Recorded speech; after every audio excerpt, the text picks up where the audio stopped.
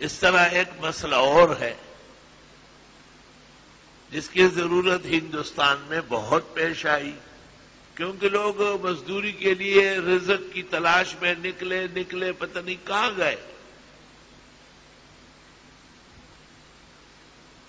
بہت سارے لوگ واپس آ گئے اور کچھ لوگ رہ گئے، پتہ ہی نہیں چلا.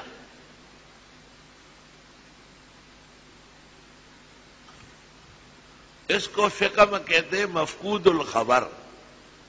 خبر اطلاع کچھ بھی نہیں ہے، رہا ہے، مرا ہے،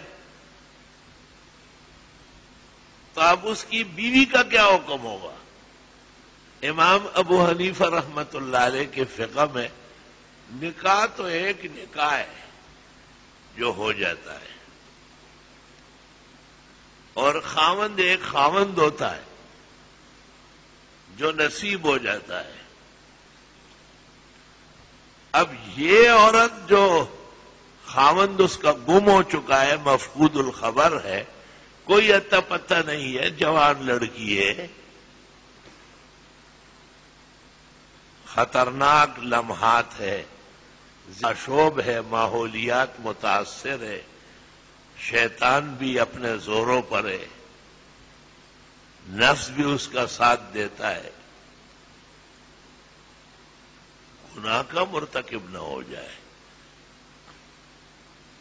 تو امام ابو حنیفہ رحمہ اللہ کی فقہ میں یہ خاتون 90 سال انتظار کرے.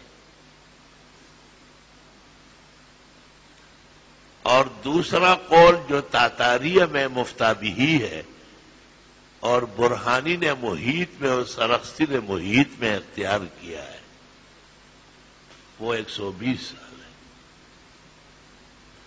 مطلب یہ کہ امام ابو حنیفہ رحمت اللہ علیہ کے نزدیک ایک ایسی خاتون جس کی معلوم معروف شخص سے شادی ہوئی اور وہ شادی کے بعد گم ہو گیا،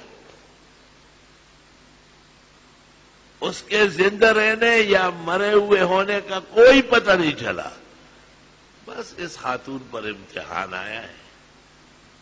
اللہ آخرت میں بہتر خاوند دے دے گا. کرے صبر، دنیا تکالیف کی جگہ ہے. امام ابو حنیفہ امام اعظم سراج الامہ فقیہ هذه الامہ، انہوں نے یہ برداشت کر لیا کہ یہ عورت صبر کرے، قناعت کرے، زہد اپنائے، تقوی اپنائے، شادی نہیں کر سکتی، خاوند کی اطلاع ضروری ہے. لیکن پسماندہ اوقات میں، گئے گزرے زمانے میں لوگوں کی دین دوری کے ماحول میں اور نفسانیت اور شیطنت کے ناکارہ حملوں کے ہوتے ہوئے علماء دین نے احسان کر کے امام مالک رحمت اللہ علیہ کے مذہب کو اس کے لیے بنیاد بنایا. امام مالک کا مذہب یہ ہے کہ ہر طرح کوشش کی جائے، جتنے ذرائع ابلاغ ہے، اشتہار ہے، اعلان ہے، وہ استعمال کیے جائے. یہ خبر تحقیق کو پہنچے کہ وہ رہے یا مرے.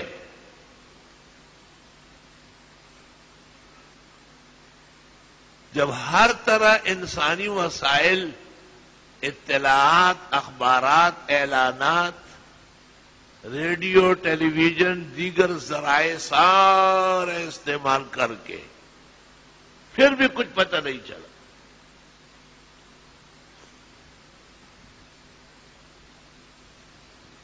تو اب فیصلہ کر لے بڑے علماء و فقہا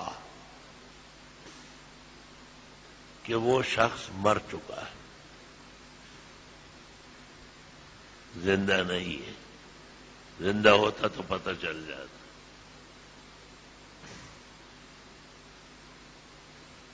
اور اس واقعے کے 4 سال انتظار کے بعد اس خاتون کو اجازت ہے کہ وہ اپنی مرضی کی شادی کر لیں۔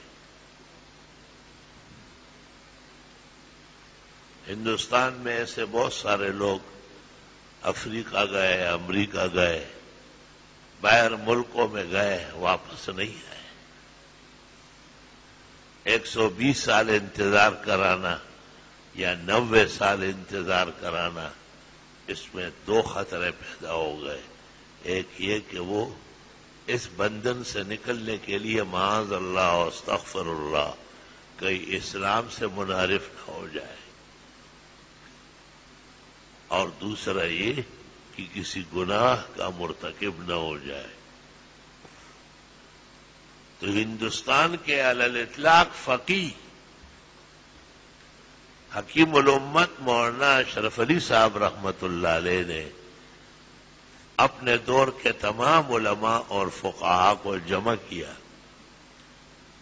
اور پہلے ان کی خدمت میں تحریر بھیجی، یہ غور سے پڑھے آپ، ہمیں کیا مصیبت درپیش ہے، آپ ہماری مدد کریں۔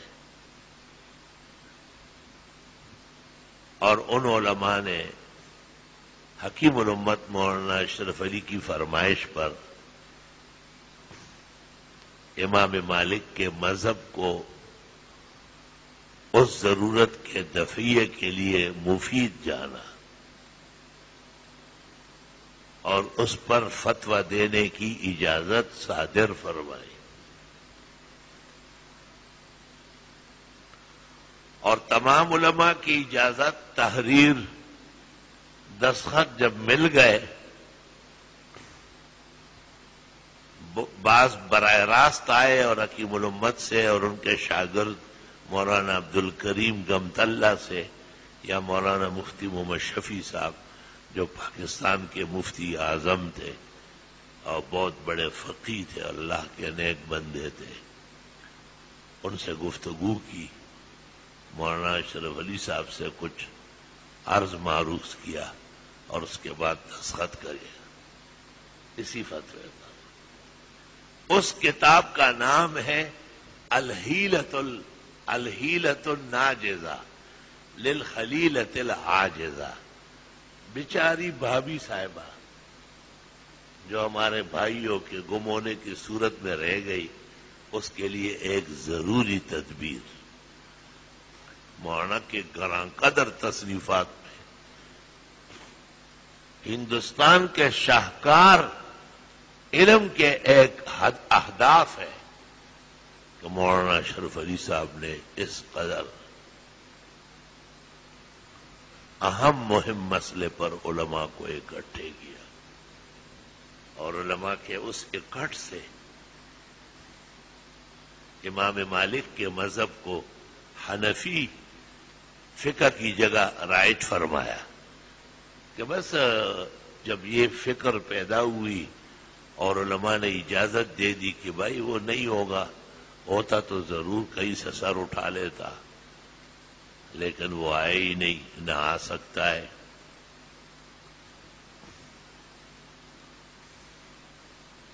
خدا نہ خواستہ اگر وہ آ گیا، ایسا بھی ہوا ہے، اس پر مولانا نے دوسری کتاب دی،